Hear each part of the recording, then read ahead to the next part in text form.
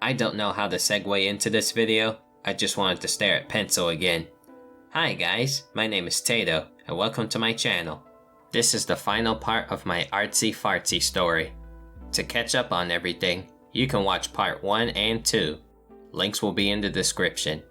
Disclaimer: normally, I like to be lighthearted and funny, but this is where things will get deep and serious for me. So be prepared to witness hardships that shaped me into where I am today.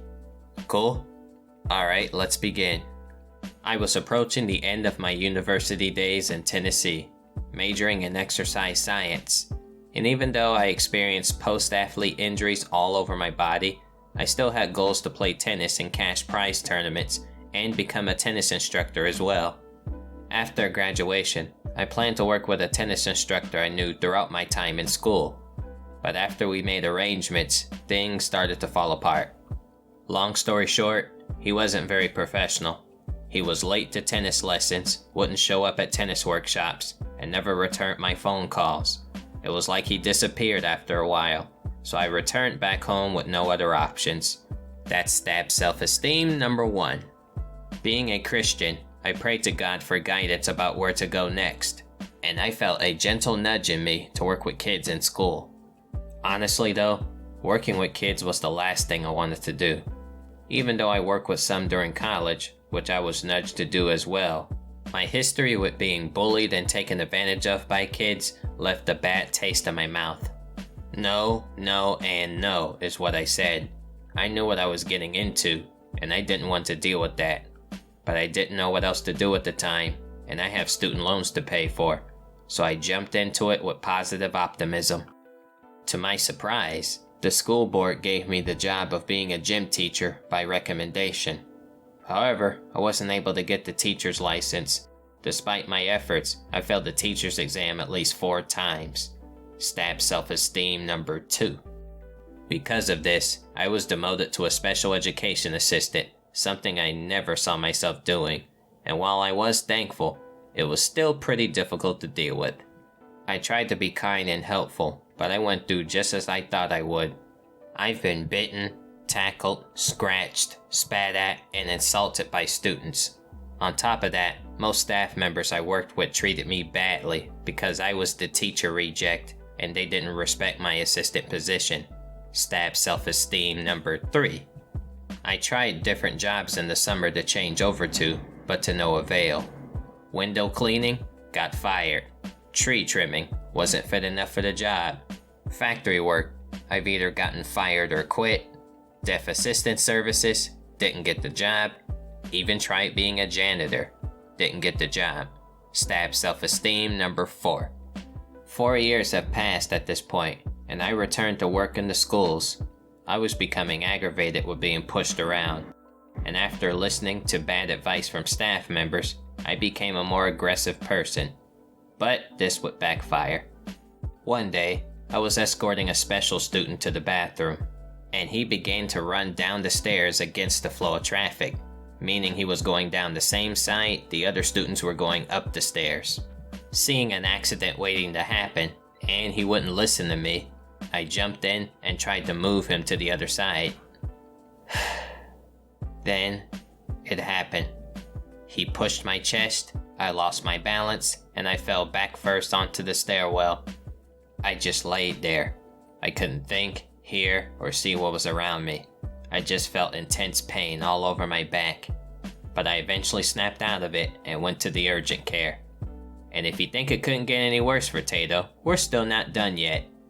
At my first appointment, I didn't get the proper care or treatment for my back. Work accident coverage didn't want to pay for any more appointments.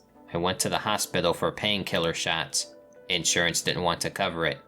My job kept asking me for proof of my injury for time off, or I would be fired.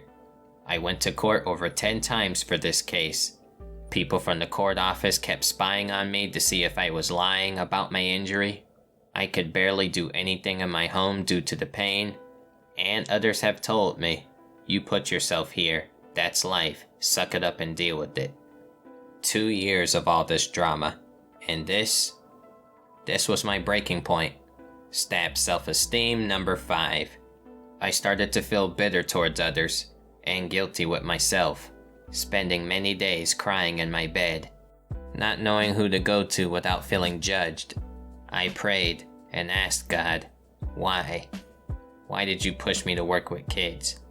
Why can't I just leave this place and do something else? When I get angry, I get punished. I try to be good, but people keep giving me problems. Please tell me, why? Then, the thought came into my head.